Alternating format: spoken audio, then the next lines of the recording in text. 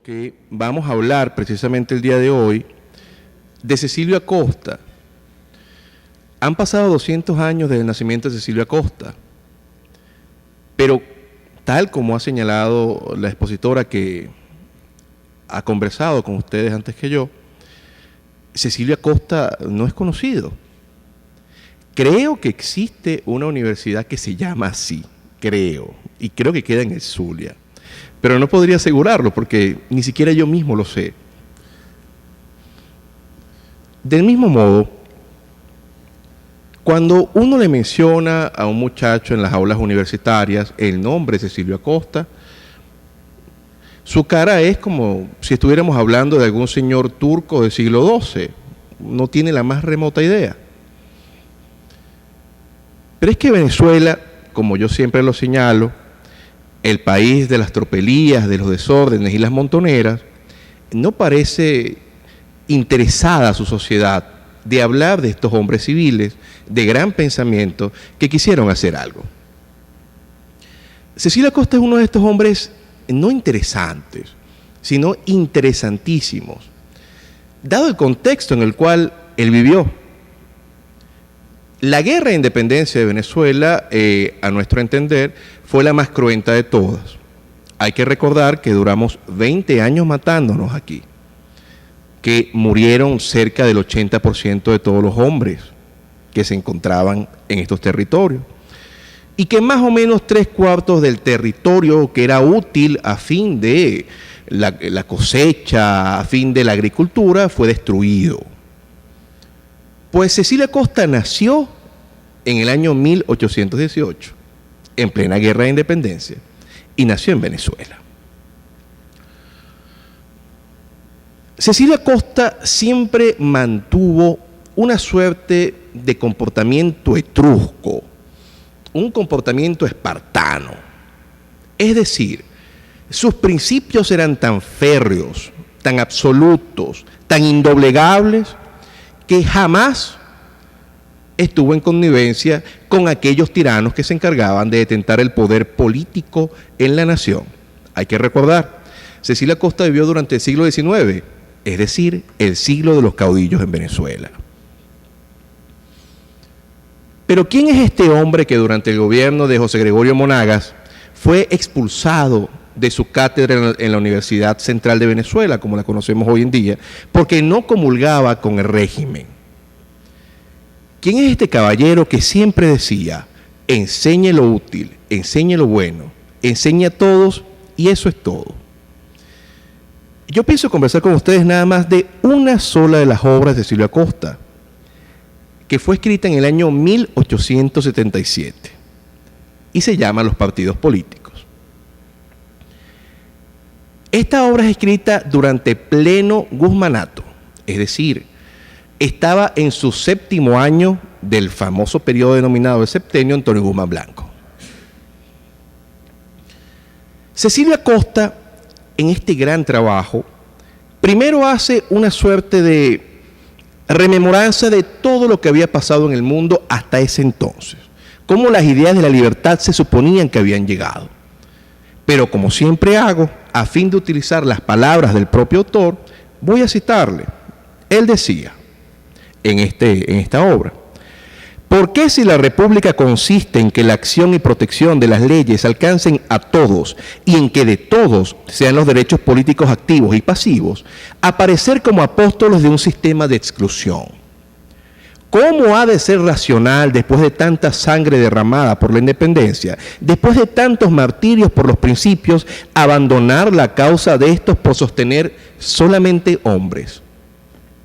Es decir, en pleno siglo del caudillismo, del personalismo, Cecilio Acosta ya estaba sacando al individuo como el punto central en el cual la sociedad tenía que ir, y hablaba de los ciudadanos, hablaba de los hombres en general. Muchas veces le dijeron a Cecilio Acosta que en esa época el ciudadano tenía que estar siempre bajo la bota del caudillo y no decir nada, porque estaba bien. Es decir, si tú quieres estar bien, no te metas con el caudillo de turno. Pues Cecilio Acosta dice: ¿Es que por ventura ser ciudadano es ser mudo para no hablar? ¿O obrero de ración o eunuco de serrallo? ¿O parásito de corte o siervo de látigo que cuando no lo recibe lo reclama? Estos hombres que solamente tienen por amo al azote y al pan, que piensan que no hay nada más natural que descargar el peso de la censura sobre aquella, llamando a esos mismos extraviados al goce de una vida de derechos, a la práctica de la libertad y a una situación que les quite los grillos y les abra los talleres, consideran esto como algo malo. En efecto, la causa de Cecilio Acosta es la libertad, es el liberalismo. Pero él se da cuenta de algo bastante curioso. Desde que hacemos la República, nos separamos de esa utopía llamada, o como es conocida por la historiografía, como la Gran Colombia. Cuando a partir del año 1830 Venezuela es la República de Venezuela, es decir, se funda la Cuarta República de Venezuela, aun cuando el partido de José Antonio Páez se llamaba, o era considerado como el Partido del Orden, es llamado por el gran historiador José Gil Fortul el Partido Conservador, ellos mantenían de alguna manera tendencias liberales. Sí, era curioso. Este Partido del Orden, o Partido Conservador, como es llamado por José Gil Fortul, mantenía prácticas liberales. Y gracias a hombres como Santos Michelena, vemos cómo la economía se duplicó en cuestión de 10 años. Pero de pronto Antonio Leocadio Guzmán funda en el año 1840 el Partido Liberal. Y el Partido Liberal, al contrario del Partido Conservador, mantenía prácticas totalmente estatistas, prácticas controladoras, a tal nivel que apoyan que llegue al gobierno uno de los peores hombres de la historia, llamado José Tadeo Monagas, y a partir de allí comienza realmente el siglo de caudillos fuertes, de caudillos duros. Curiosamente, entonces, Cecilio Acosta se da cuenta que los partidos que venían en las diferentes revoluciones caudillistas se llamaban liberales a sí mismos, pero no tenían de liberal absolutamente nada. Entonces él comienza a hacer la gran distinción entre los partidos de cuadros y los partidos de masas. Es muy curioso que Acosta ya hablaba que tenía que existir un partido en el cual los ciudadanos, bajo una ideología, en efecto llevaran a cabo grandes cosas. Porque esta distinción que estoy haciendo yo la hace Maurice Duverger en el año 1951 en su obra Los partidos políticos. Pero por su parte, Cecilio Acosta, casi 100 años antes, ya estaba totalmente consciente de esto. Acosta nuevamente en su trabajo dice: un estado social en que hay más política que administración. Existe en Venezuela más personalismo que ideas y más anhelo por el predominio de cada bando, cueste lo que cueste, que por el adelantamiento de las industrias y la difusión de las máximas salvadoras, con grave perjuicio de las costumbres y de la riqueza pública, sujeta a crecer hoy para ser ahogada mañana por el casco del corcel de guerra o por la mano gravosa del impuesto. Es decir, Acosta aquí nos está defendiendo los grandes principios del liberalismo de la época: la propiedad, la libertad y la vida. Y dense cuenta cómo Acosta muy claramente se queja de lo gravoso del impuesto, lo cual lo denota, lo coloca como un pensador liberal total. En la Venezuela de los caudillos, en la Venezuela de Guzmán Blanco. Entonces Acosta, que décadas antes ha sido expulsado de su cátedra de la universidad por no comulgar con las ideas de José Gregorio Monagas, se le ocurre en el año 1877 sacar este texto del que les vengo comentando.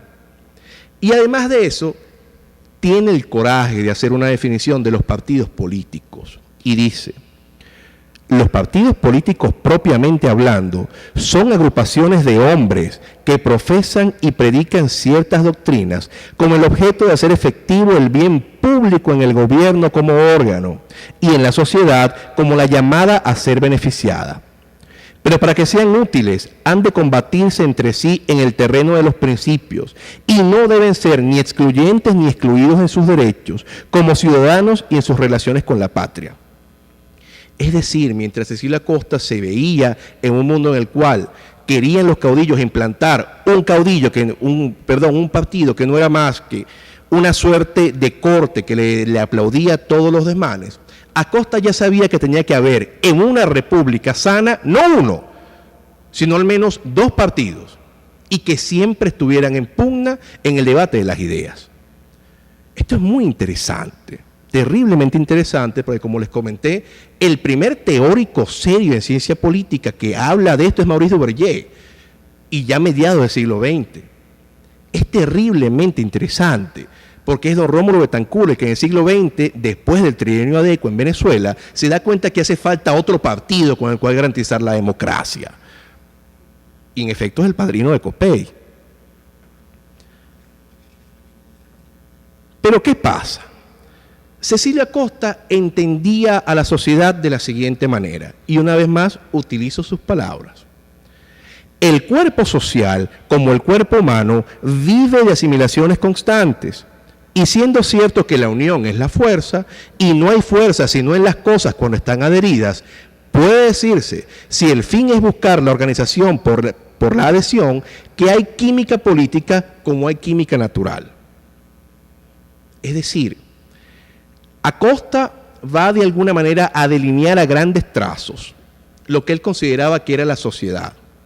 Y como de alguna manera también algunos principios naturales él consideraba que existían en el conglomerado social. Una vez más se adelanta, porque esto que él está diciendo lo van a utilizar y decir los positivistas de inicios del siglo XX.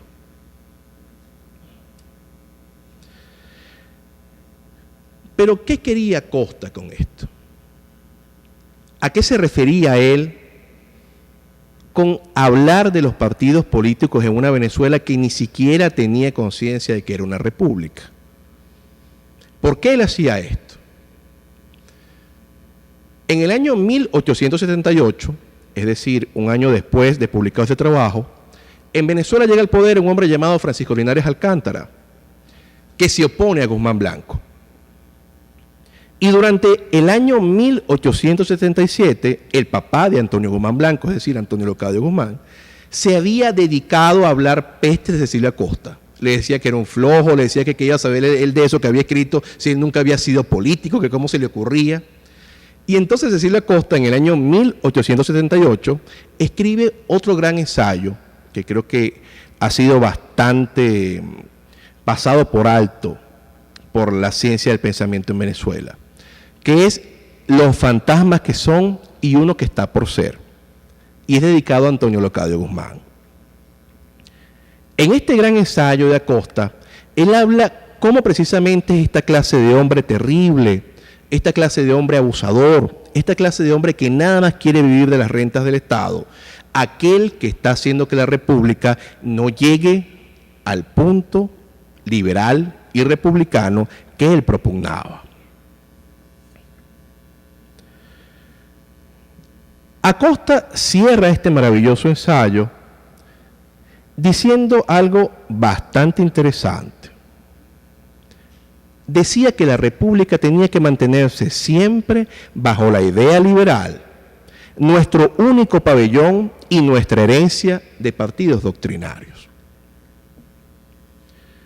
Lamentablemente sabemos que por la misma pugna que tenía Cecilia Acosta con Antonio Guzmán Blanco, no tuvo los mejores ejemplos de la época, no tuvo los mejores empleos de la época tampoco, y fallece prácticamente en la completa ignominia.